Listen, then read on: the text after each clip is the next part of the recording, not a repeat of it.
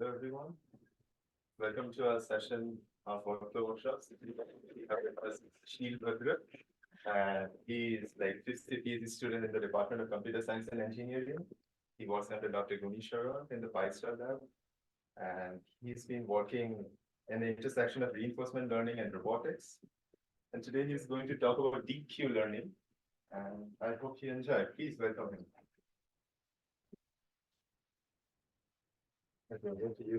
Thank you, Niladri, for the wonderful introduction. So today I'm going to talk about deep Q learning, which is basically combining RL, which is short for reinforcement learning, with neural networks. So reinforcement, and I'm currently a PhD student in the Department of Computer Science and Engineering.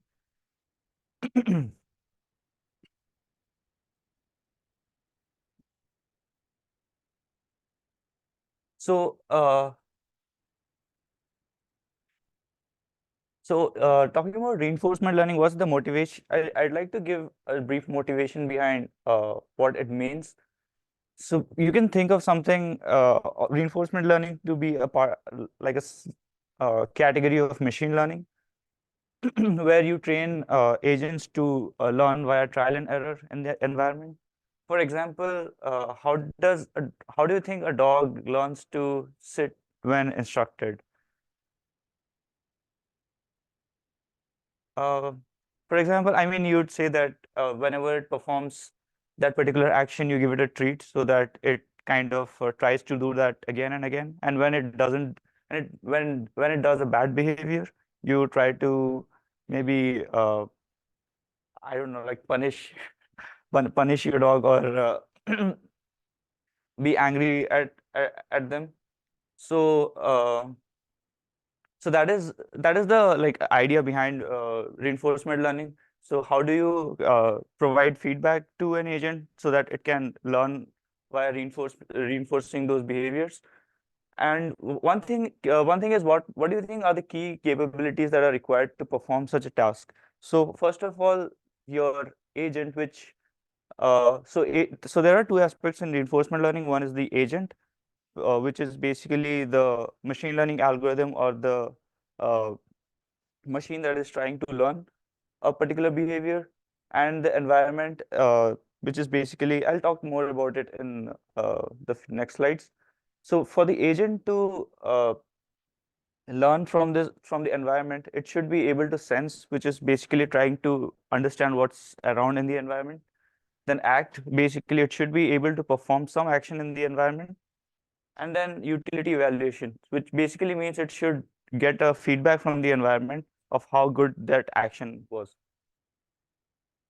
Uh, so this is basically the agent environment interaction loop that I was talking about. So here you have an agent. Here you have an agent who performs an action in the environment, and then the environment, basically, once you take an action in the environment, uh, the environment changes. Basically, uh, you can say, so for example, if you so the action, let's say the state for the dog currently is that it's looking at you, and then you perform an action which is basically give it a treat, and the next state would be probably the dog uh, getting some. So basically, the dog getting some reward from the environment. uh, I mean, the dog example is a simplistic example. We'll see how next states can evolve. So for example, in this case, you can see there's like a car in the environment, and it tries to it's trying to follow a lane. So once the so here the agent is the car. It's trying to perform some action in the environment, which is basically we'll see like brake, steer action, and then it'll get some feedback from the environment, and the state will evolve, which is basically once it performs that brake or steer action, what's the next state it will be in. Um, Coming back to the dog example, yeah. So as I was telling, here the dog uh, basically is the agent. It gets some observation from the environment, uh, from its parent, and then the dog performs some actions and gets rewards from the environment, which is basically the parent here. Okay. So I'd like to show you some cool applications of reinforcement learning.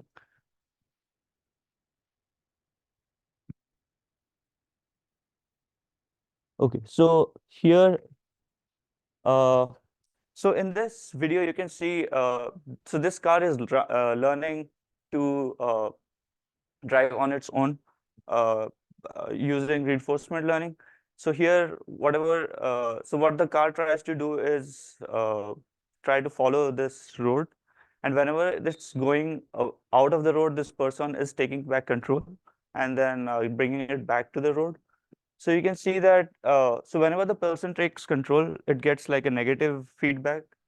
And whenever it's driving on its own, it gets a positive reward of like staying on the road. So you can see that initially it does a lot of like trial and error stuff. Like in the beginning, it doesn't know what to do, so it uh, tries a bunch of actions in the environment and gets feedback from the environment. And eventually, you can see that this car learns to drive on the road on its own.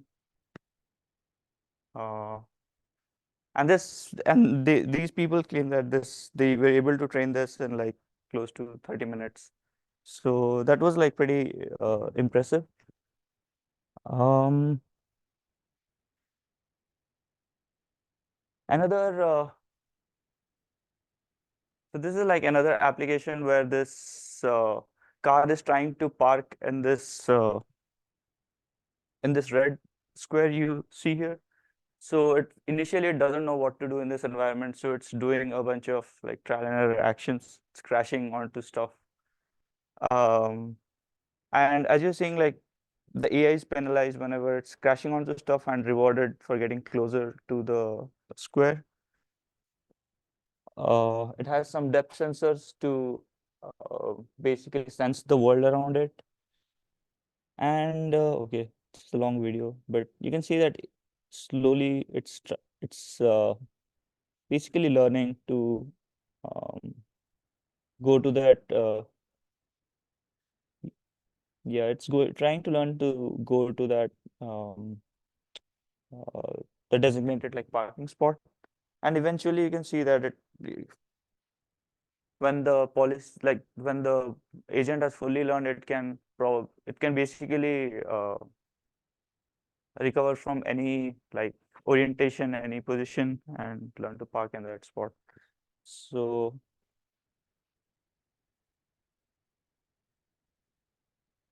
uh, yeah, some other like cool examples. It has also been like very successful in robotics.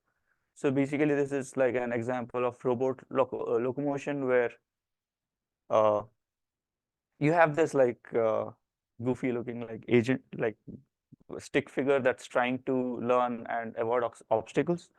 And it doesn't know anything about the environment, like how the environment works. So it has no prior knowledge of how the environment works. It just performs actions in the environment, gets feedback from it, and then tries to learn a behavior. So, for example, here it was incentivized to go from point A to point B. Uh, so you can think of it like how a baby would learn to like walk or crawl, right?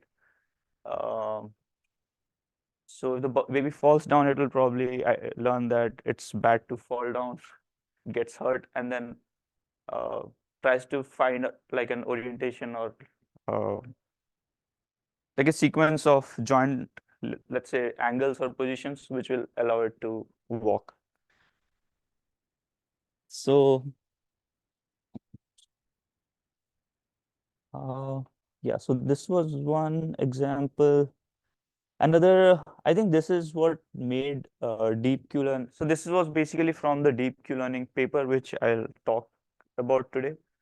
So this is the game of Breakout in Atari. So the goal here is to uh, basically keep this ball in within the like frame, and then or like within these walls, and then um, basically score as much points as possible. So you can see that eventually this learns to like find like basically find like almost the best strategy, which is tunnel make a tunnel from one side, and then let the ball bounce off the wall, and then uh, finish the task as soon as possible. So uh, yeah, I mean, these examples show that such a learning framework can help you learn useful behaviors. Uh, so that's the basic idea. We receive reward feedback in the form of rewards, uh, and I'll call agents utility basically as the sum of these rewards. The agent should learn to act in a way that maximizes the expected utility, which is basically the sum of the rewards. And learning in reinforcement learning is based on observed action outcomes. I'll briefly talk about some of the terminology so that it's easier to explain some of the equations that follow. So the environment is usually modeled as a Markov decision process, which is basically has this representation of S, A, P, R, gamma. The S here is the state space, A is the action space, P is the transition probability, which is basically what's the probability of uh, what's the probability of a particular state being sampled, provided you are at a particular state and take a particular action. The reward function is what's the reward of taking a particular. It tells you what's the feedback signal you'll get by taking a particular action at a particular state. And there is also something called a discount factor, which I'll give some intuition of why it's helpful. Uh, and the Markovian property here means that the future is conditionally independent of the past, given the present, which means that the next state that evolves given your current only depends on the action that you take at your current state and doesn't depend on the past sequence of actions and states you visited in uh, like in history. Um, yeah, I'm sorry.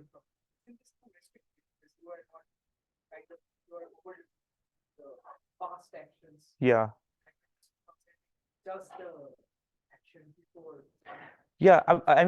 I mean, there are ways to convert.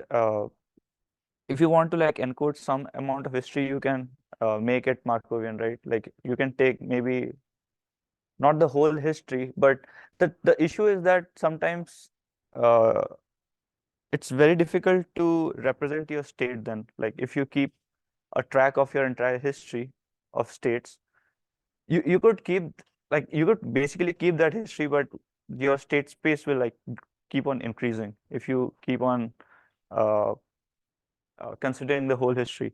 But what you say is correct. Like maybe okay, so maybe in that autonomous driving example, you have a car, right? If you are shown like a still image of the road, you can't really know whether you should like accelerate or brake or right. So it's usually helpful to take consider like a sequence of frames so as to encode that Markovian property. So if you know, let's say, what happened over the last 10, let's say, or like what happened over the past 1 second, you probably don't need to know what happened over the last 10 seconds to make a decision, right? So, so yeah, there are ways to convert your state to follow this Markov property. So the state space is basically a state. So a state S is a complete description of the state of the world, and the set of all states that you have in the environment is your state space. So for example, in the lane following task, you have a car that probably sees the front of the road. It might also have in the parking task, you have like sensors in the car, depth sensors that that can sense objects around the how far the car is from different objects. So, and also like in the robot that we saw where it was trying to walk and run, your state could be basically um, the position of the joints, the angle in which they are oriented. And in the video game that we saw, it's basically in the video game example, it gets a screenshot of, or basically it has like a feed of what's uh, basically it's raw pixels. It sees what's going on in the game and then tries to it can also see like the score it's getting here. And so basically that's the state for the game. The action space is the set of all valid actions in a given environment. And uh, so basically, for example, in the autonomous driving domain, you could have actions such as steering, acceleration, or brake. Uh, in the robot locomotion task, you could have what torque to apply on each of the joints. And for the video game, if you're playing like an Atari game, you have a joystick and have different controls. Uh, Now let me talk about policy. Policy is nothing but you can consider it as like a decision rule. So policy is a rule used by an agent to decide what actions to take in each state. So it is usually denoted by pi, and it could be deterministic where at a particular state it will give you like always give you one particular action, or it could also be stochastic, like you could sample from that policy uh, to get any particular like get an action based on the probability distribution of the policy. Uh, Trajectories, okay. Trajectory is a sequence of states and actions in the world, which is given in the form of like S0, A0, S1, A1. Here, the subscript is basically the time step in the environment. And trajectories are also frequently known as episodes or rollouts. Um, so for example,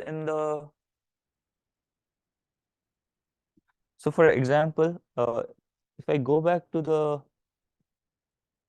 so this would be a good example, or maybe this. This would be good. Yeah. So you can see here like the attempts, right? So when it starts from like a start position and then goes, let's say, out of bounds or crashes into something, and you can see here at the bottom it shows like attempts. So these are basically trajectories or episodes. That is how it's defined here, defined in reinforcement learning. So the car starting from like a start position and then reaching like a end state, which is also called like a terminal state. So if it crashes, it's basically called like a terminal state. Or if it reaches the goal, then it's the terminal state. So um,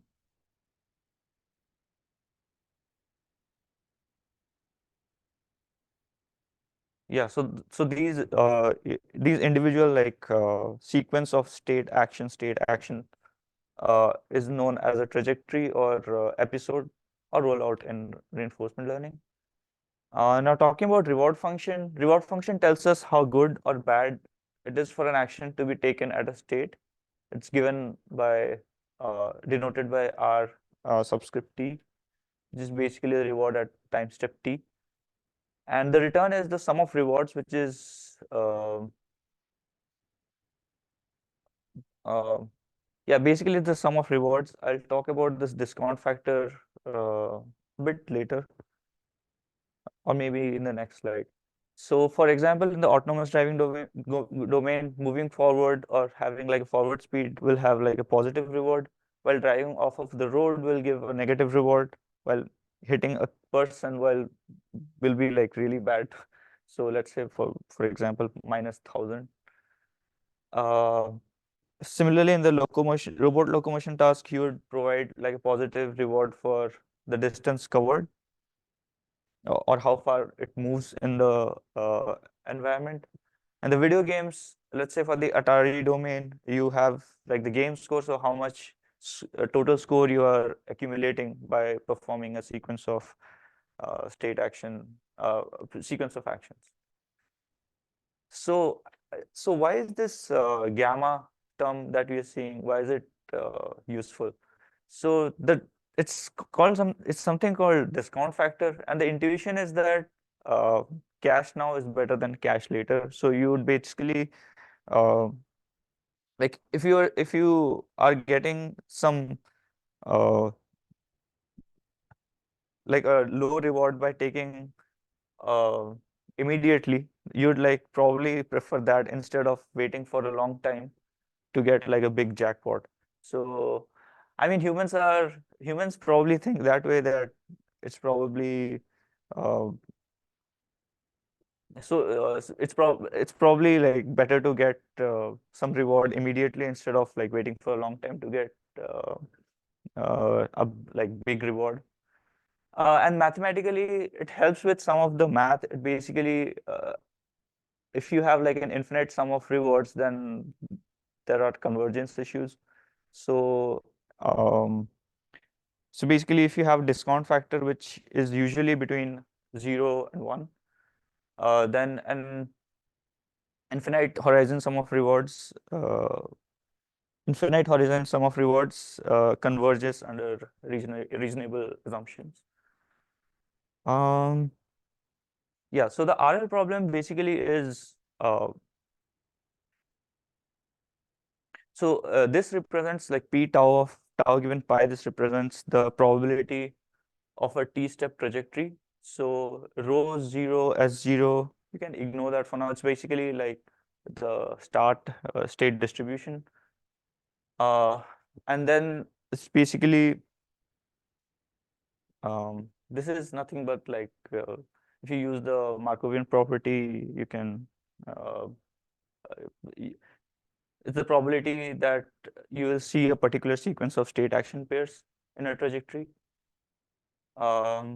And then if you try to compute the expected return, so what's the return that you get in a particular trajectory? If you try to find the expectation, that is something called the return of the policy J pi. It's like a state and like a time. Mhm.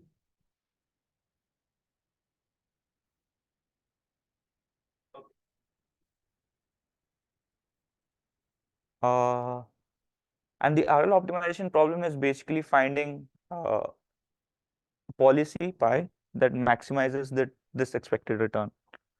So pi star here is so star here in RL always refers to the optimal value. We'll see what value means optimal policy. So that is the RL optimization problem we are trying to solve. Now briefly, I'll discuss about value functions because these are important for deep Q learning. So the value is basically, you can think of it intuitively as the expected return if you start in that particular state or state action pair, and then act according to a particular policy forever. So for example, here I'll talk about first, let's see what an on policy value function means. It's basically nothing but what we saw here, the expected return, but conditioned on like a start state, starting from it.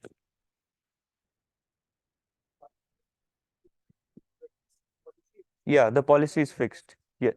No, it doesn't have to be deterministic. Pi can be stochastic. So that is why you have that expectation. So expectation over trajectory sampled from pi. So that's what the subscript means. So you roll out your trajectory starting from like a started distribution multiple times, and then you get an expectation. So that is called the value of that policy from state S. Some of the formatting is little messed up, but so similarly you can also define some, so that is called a value function, which is v pi of s.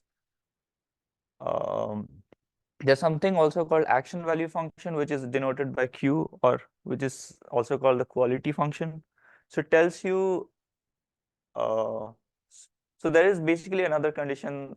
It's also conditioned on like an action. So basically it means that what is the expected return you will get by taking a particular action at a particular state and then following a policy thereafter. So that is on policy action value function. Then there is something called an optimal value function, which is V star of S, which is basically the policy that maximizes your return. So that is, or in a sense, it is like pi star as we discussed here. So what's the maximum value you'll get by following?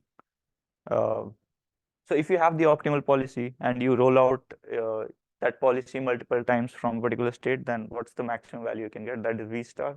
Similarly, there is something called cube. Yeah, there shouldn't be a pi here. It should be like, sorry. There shouldn't be a pi here. There should be just Q star of SA, which is basically similar to Q pi of SA, but then you're trying to, yeah, the optimal policy, yeah. And you can easily see that this follows like a relationship. So V pi of S can, if V pi of S is related to Q pi of SA, if A is sampled from pi, and then similarly for V star of S is the max over all the actions Q star.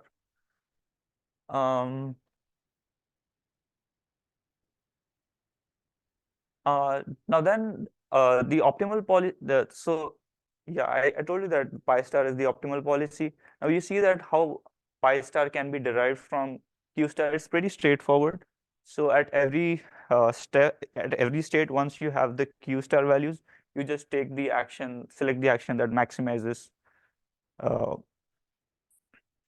Yeah, that has the maximum Q value. So that will give you pi star.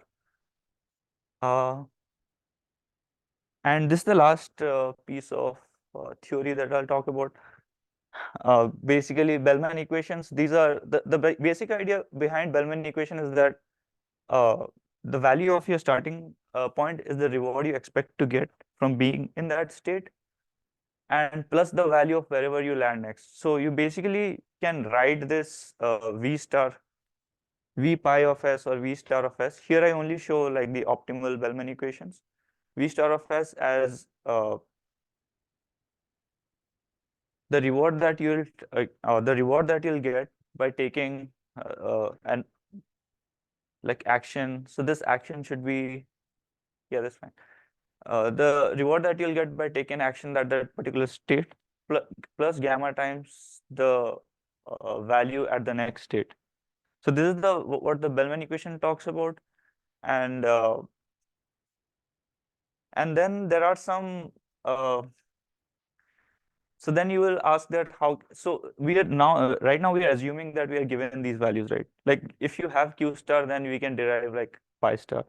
But how can we learn that Q star? That is the main, like, in order to learn that, we have to like develop some algorithm so that we can learn that Q star. So one approach that is like the most popular is Q learning.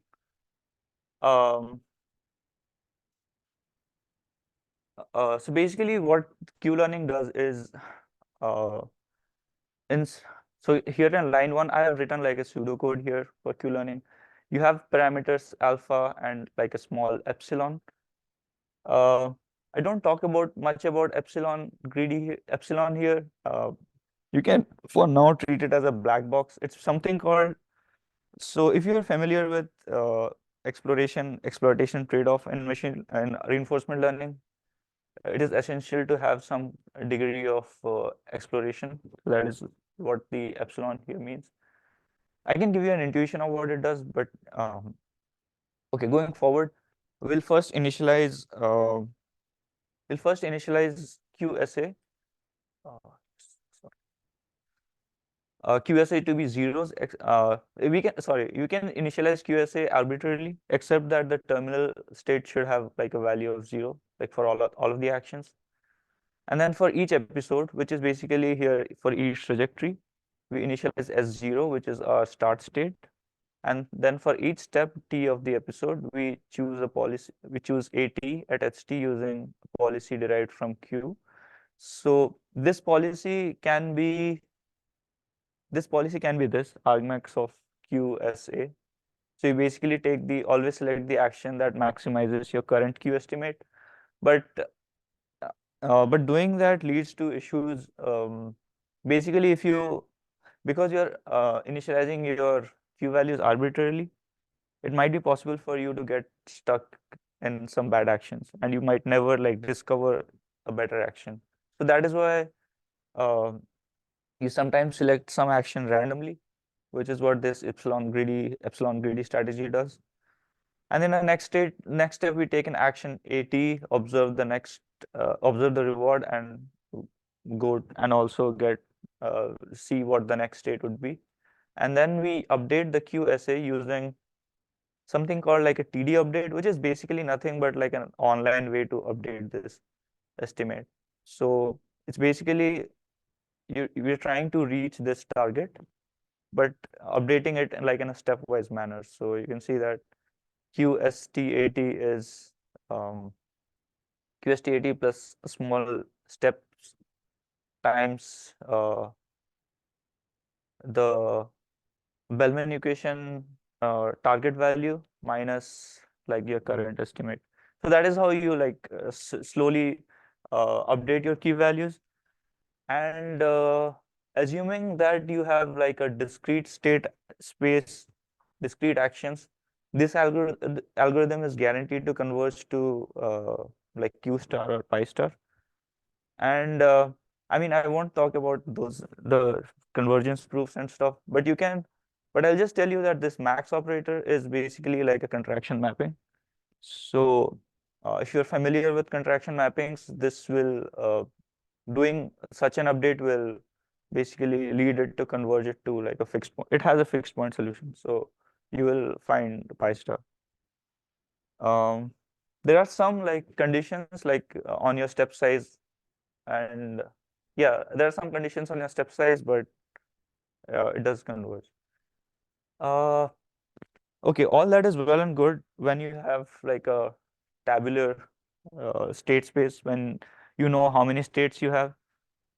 Um, but the real world doesn't work like that, right?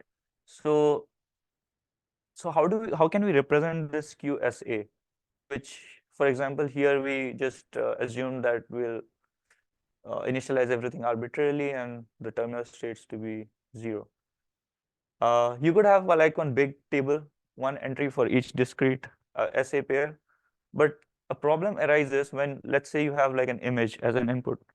So here you can see that the state space size is, so let's say if you have a color image with 3 channels, this is your state space size, which is more than the number of atoms in the universe. So you need something to basically compress the state space or like parameterize it using a function approximator. And as you all might be familiar, deep networks are like deep net or like artificial neural networks. They are like very efficient or very representative function approximators. So do that. We do the same thing here. So basically, we pass in the state and the action as input to our function approximator, which approximates the Q values. And then some things have to change in our pseudocode. Basically, now we can't perform an update like this, right? Like a tabular update. So we have like a target, which we denote by the Bellman equation target. And then we have a loss function. For example, it can be like a mean squared error. And then our goal is to find the parameters or the network parameters that minimizes this loss, the mean squared error loss. So that is something called online Q iteration. So basically what you do is you run your policy that you currently have, generate some samples, and then fit a model to estimate the return or like that is given by like the Bellman equation, and then improve your policy by basically taking the choosing actions that maximize your current estimate of your Q values. And this So this algorithm is very similar to what we saw earlier, where now the changes are that you initialize your Q network parameters instead of a Q table. And then for each episode, you initialize so basically you observe your first initial state, and then you basically choose an action at each state, observe the next action, report and next state, and then your Bellman equation target changes a little bit because you have terminal states as well. So whenever you have terminal states, this value is basically 0. So you enforce this using this conditional update rule. And then this is nothing but assuming you're using like a mean squared error loss function. If you like basically write the if you just take the derivative, then yeah, you'll get this expression. It's basically like a gradient step. Yeah. But again, the issue is that you can see that this YT, there will be like some error always present like in this expression, because you can't like converge to this value in just one step. So most of the guarantees that we have with convergence are lost with nonlinear Q function approximation. But it has been shown, as I showed you like some examples, some demos, it has been shown to like work well in practice. But okay, so now we'll talk about deep Q learning. There are a couple of issues in this algorithm that make this algorithm not work well in practice. So let's analyze what could be going wrong here. First of all, you can see that in this parameter update, in this gradient step, if you look closely, YT is dependent on your current estimate of your Q values. So basically, your target here is not fixed because you are trying to take like a gradient step, but there is no like fixed target. So essentially, this is not gradient descent because you don't the gradient you're using is not a true gradient of a well-defined function. So this might not converge because you have like a moving target. As your estimate of Q value are updating, your YT is also changing, right? Um, and also, if you take a look at step 7 in this pseudocode, in line 7, where we take an action AT, observe RT and ST plus 1. If you do something like this sequentially, you'll see that you'll get very sequential transitions. And if you're familiar with how machine learning algorithms work, then you'll basically get non-IID samples. And if you try to run gradient descent on them, then it will violate the convergence conditions of stochastic gradient descent, which is basically you need non-IID, like IID samples. So how can we okay, so how can we like fix these issues? So in summary, we have sequential states which are strongly correlated. And the second problem is that the target value is always changing. So we need to fix these two issues. So one of the enhancements that this paper, Deep Q Learning, they proposed was use of a replay buffer, which basically does the job of breaking these correlated samples. So the high-level idea is that we learn from a data set of samples consisting of entire trajectories instead of just um, learning from like portions of your data set. So if you learn from small portions of your data set, you will basically overfit to those small samples. But what you want to do is instead is try to learn from like entire trajectories so that you can break those you can avoid your network from overfitting. And then we update our network using mini batch gradient descent. So that is what so the difference with respect to the earlier pseudocode is basically this. So earlier we used to take an So earlier in this pseudocode, we took an action and then directly computed the target and then did a gradient step update, right? So instead of this, what we're going to do now is we are going to add this, take that particular action and observe the reward and the next state. And but we're also going to add it to like a buffer. So this replay buffer is nothing but you could consider it as like a data set of transitions. We add this transition to the replay buffer, and then at every step we sample n samples randomly from this replay buffer. And now we do like a mini batch update to update our network parameters. So this helps with breaking the breaking correlation. You don't have you have samples from so if you sample randomly, you will have samples from different parts of the trajectories. So now you're not overfitting locally to like a few subset of the transitions in your trajectory. The another issue that needs fixing is the target network. Sorry, like fixing the target value. So how can we do that? So we know that supervised learning has like a lot of it has advanced a lot and it has like a lot of nice theory and guarantees.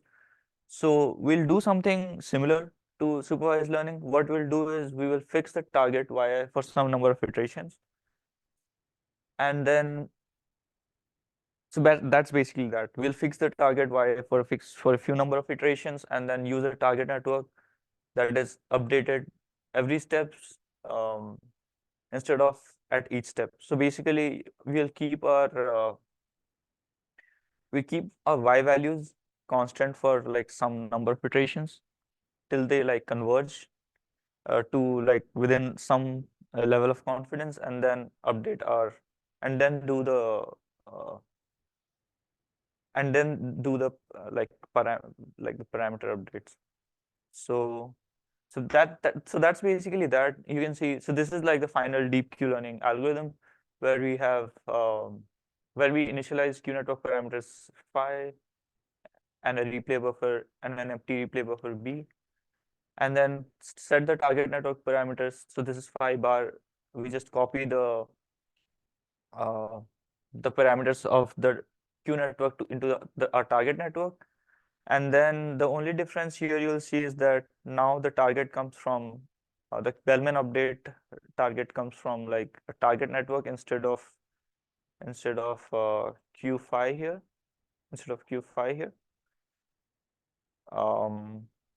so that helps us to get like gradients from like a well-defined function instead of like a moving target. And this phi bar is updated every three steps, which is like a parameter that we provide, or a hyperparameter rather that we provide. Yeah, so basically this algorithm is what was used to train the Atari game that I showed you in the beginning. So that was a demo of this algorithm. Although there are no, I mean, you lose a lot of convergence guarantees, but as we see with neural networks, um, they work well in practice. So, um, so yeah, to conclude the slides, you can take a look at the paper, which is playing Atari with deep reinforcement learning. This paper was from DeepMind. There are some resources if you want to learn more about or like get a flavor of RL, you can look at this blog. And then there are like some very nice courses by David Silver from DeepMind, um, from Berkeley. If you're like interested in going through maybe the proofs or the like some like lectures on reinforcement learning. And then this is like the most popular book on reinforcement learning, which is by Sutton Barto. You can take a look at that. I can share the slides later if you want. If you want to get in touch with me, this is my email. And if you're interested in research, so our research does our lab does a lot of research on reinforcement learning on um, applying it to traffic signal domains. Also, So my research is on developing exploration strategies. Like, so I basically briefly alluded to it here, like choosing action using epsilon greedy policy, but this is a very naive way of like selecting actions at particular. This is a very naive like way to do exploration.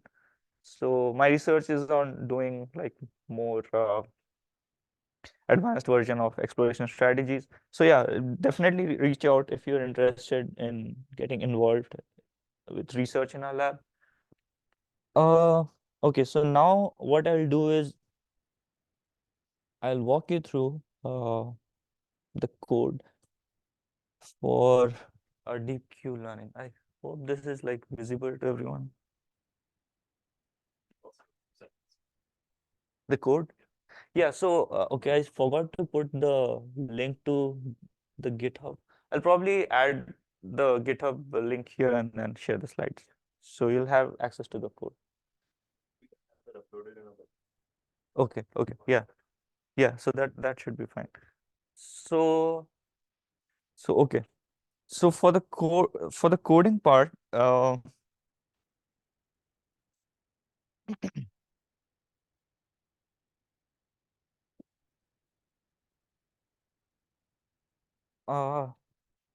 I hope like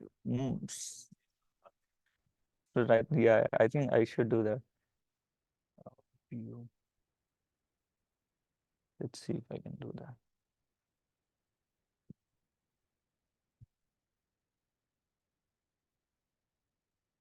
Or let me do one thing. Let me go to GitHub and then no, yeah, maybe this would be easier if I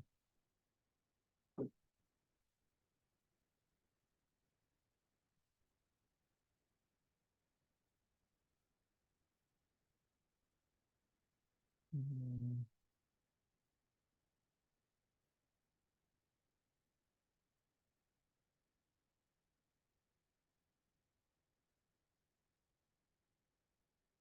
I could try opening it in and like, I mean, is it very difficult to, yeah, I think it might have been better to use like a, okay, okay, yeah, that's also doable. Okay, yeah, okay. So, okay, so if you're like familiar a little bit with Python, um, this is written in Python and it uses a library called deep learning library called PyTorch. So here initially we do all of our imports. Um, we import a package called NumPy, which does a lot of the math stuff. And this deep copy is something that you need to create the target networks. And we import PyTorch, which is what we'll use to create the neural network layers. And we use so PyTorch also has this NN module to create linear layers, functional modules for the activation function, and optim package for the optimizer. And then we'll create two classes. One is the deep Q network and one is the agent. So just to like make the differentiation, agent is not the DQN. So agent has the DQN. So agent can the role of the agent is to choose actions, to store, to have some memory, and DQN is its like learning module or brain, you can say. So basically we create a class first for the deep Q network. Here you pass in the input number of the dimensions of our input, and FC1 dim here means the number of layers or number of units you have in your first layer of your neural network. So we will use like a fully connected neural network. And FC2 is basically the number of units you have in your second layer, and actions is the number of actions in basically the size of our action space. Um, And in PyTorch you can create linear layers by using this nn.linear. So you basically pass in. So for the first layer you pass in the input dimensions, the um, the number of units in the first layer, and then for the second layer you'd have to.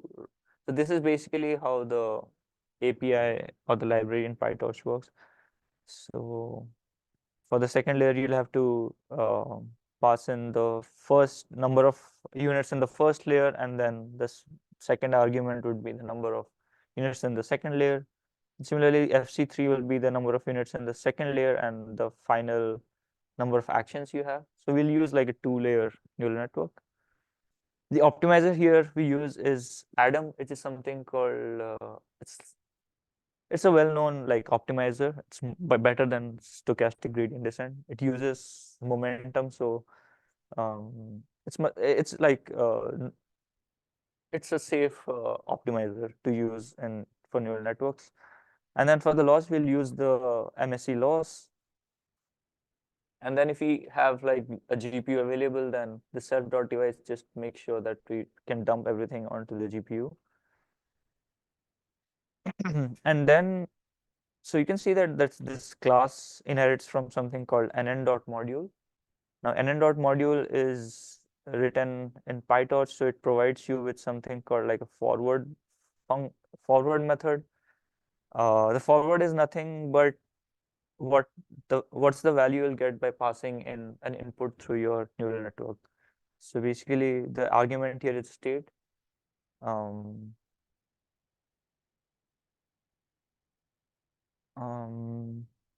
yeah, so I talked in the slides, I talked a little bit about how the Q network is parameterized by the input is SA and then the output is the Q value.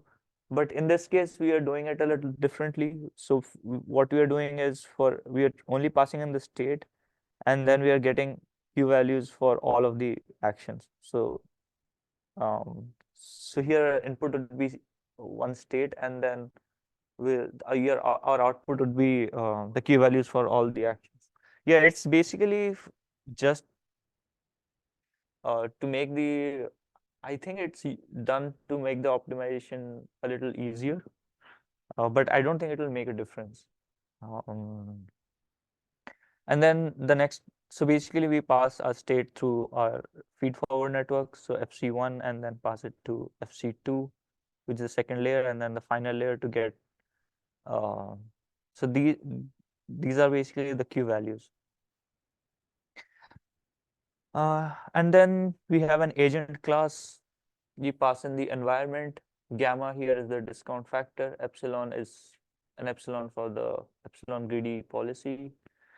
A learning rate, batch size, memory size for the replay buffer. And you can ignore these two for now. These are basically like a learning schedule or basically a schedule for the epsilon greedy strategy. And this target update frequency is how frequently we update our target network. So we put all of these here and basically create, yeah, so basically next what we see here is we can get the number of input dimensions from the environment. So before that, I should briefly talk about how the gym environment works. So in reinforcement learning, there's a standardized way to represent environments so that you can build algorithms that can be applied over multiple domains. So let's say you want to validate your algorithm. Usually in reinforcement learning, even when we write papers, we validate our results on, let's say, 5 different environments. So there is like a standard, there's like a well-known standardized format in which the environment is created, and that standardization is provided by something by OpenAI, and it's something called Gymnasium. Uh, yeah, so this is what we're trying to solve in this tutorial. So the goal in this tutorial, I can I can show you what the goal here is. Was to deal with that. So the goal here is basically it's a classic rocket trajectory optimization problem.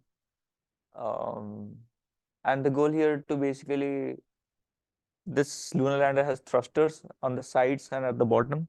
So you have to fire those thrusters and land it in between like those two flags for it to. So that is what you'll call successful landing. And here you can see that it has 4 actions. I guess the 4 actions here are 0 is do nothing, 1 is fire left orientation engine, 2 is fire main engine, and 3 is fire right orientation engine. Your state space is the coordinates of the lander, its linear velocity, its angle, its angular velocity, and 2 booleans that represent whether each leg is in contact with the ground or not. And this is the reward function. Like it is like a complicated reward function. Like reward specification and reinforcement learning is like a very it's a very hard task. So it has to be tuned very carefully. And this reward works well for this environment, this reward function. And the episode termination condition is the lander crashes or goes outside of the viewport, or the lander is not awake. So the lander always starts at the top center of the viewport. So this is these are some details about the environment, but I wanted to also talk about um, how basically this is used. So there is something called so env.reset resets your environment and gives you and puts you like at the initial position, like the start of your trajectory. And then the step method, it's basically gives you the next state, the reward, and tells you whether your episode has terminated or not. So these are the things that I think you need to know before, I think, to fully understand what's going on here. So basically the number of input dimensions you can get from the gym environment. So in this case, it will be 8, as we saw that the size of the state space. And then the number of actions you can also get from the environment, basically action space.n. And then we have like a memory counter. This is helpful for the replay buffer. Some of this you can like probably spend some time on your own, and then you'll see that some of these things are probably just used for some bookkeeping stuff. And yeah. But I'll go over the main modules. So here we initialize our Q network where we pass in the learning rate, the number of actions, the input dimensions, and we'll create a network that has 64 units in the first layer and 64 units in the second hidden layer. And then we'll create a target network, which is basically a copy of the Q network. Okay, I'll also keep this side by side. So we are at step 3 now. So we have initialized our Q network parameters. We'll initialize an empty replay buffer, and then we have set our target network parameters here.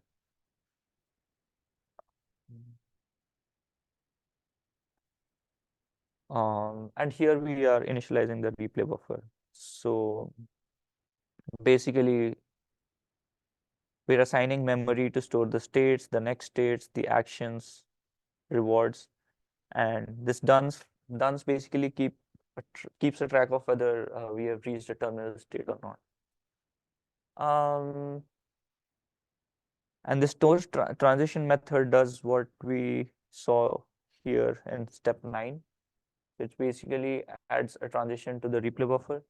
So that is what the store transition function here does.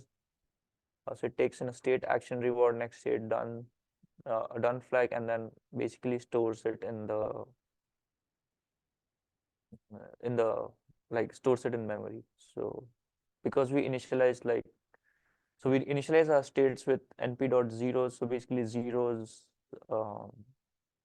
we allocated some memory of size self.memory size, which is the size of the replay buffer, and then we basically store it like at the index which is obtained from this memory counter. The next thing that the agent does is choosing an action. So basically for this we will do a feed, like we'll do a feed forward through our network.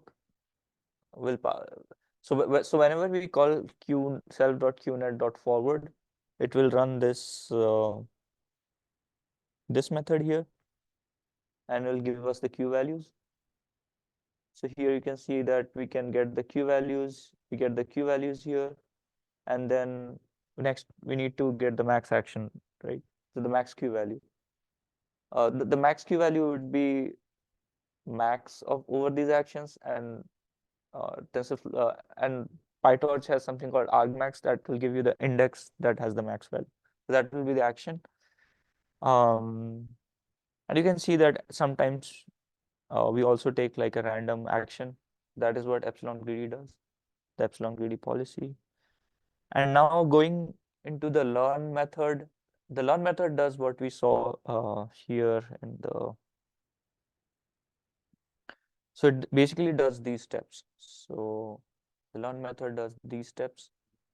It calculates it samples a mini batch from the replay buffer, then calculates the target, and then does the gradient step. So as you can see here, so once you have like a big enough sample size, let's say, I don't know how much batch size I use. I think I use 32. So once you have 32 samples, you sample a batch, like mini batch of samples from your replay buffer here. And then these are like these are like some stuff that you need to do to for PyTorch to work. Like you need to convert this batch to tensors, uh, PyTorch tensors. So this is what this code does. So next we run like a forward pass through our network, get the Q values. Now these Q values are uh, basically the Q values for the actions that were present in our batch. These are not for all of the actions, because our our loss here, our loss function is only on Y values for the actions that were selected in the batch, right?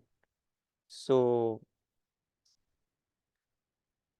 um, so we select basically the Q values of the actions that were there in the batch, and then your Q next would be basically obtained from the target network here. And similarly, we set the terminal Q values to 0, and then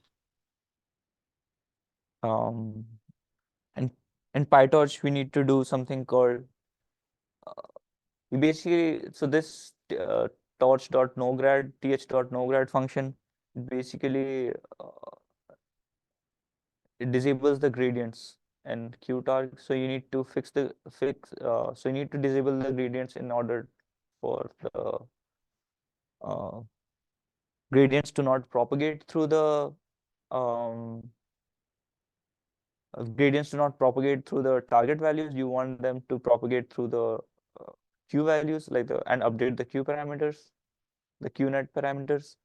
And then this is how you define like a loss function in PyTorch. So here loss, as we saw, we defined it as the mean squared error loss here. So we use like the mean squared error loss here, and then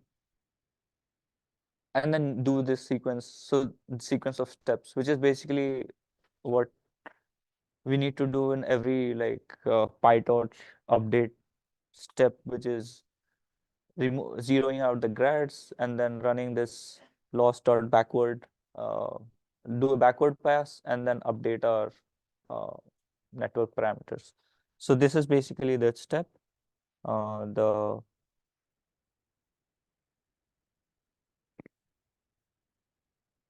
okay, I think so. This is basically this network update step. And then we do some scheduling for the linear scheduling, or yeah, this is linear scheduling for the epsilon. And then we also have like a method to do the target update, method that is the update target net, which updates the target network frequently. And then there is another script that is, so you can ignore the plot episode returns for now. You can just think of it as plotting the reward. So here, as I was explaining something about the gym environment, we create like a gym environment by calling this method called gym.make. We imported gym here, gymnasium as gym. Matplotlib is a plotting script, pandas for some it's used in the plotting method. So we create the environment here, which is like the lunar lander V2 environment that I was showing, I was discussing previously, and then create the agent, passing in the discount factor, the initial epsilon, the final epsilon here, the learning rate, and the batch size 64. Okay, and then these are some stuff that I initialized to keep track of the episodic return, the length of the episode, and the number of steps. Um, the number of steps in each episode.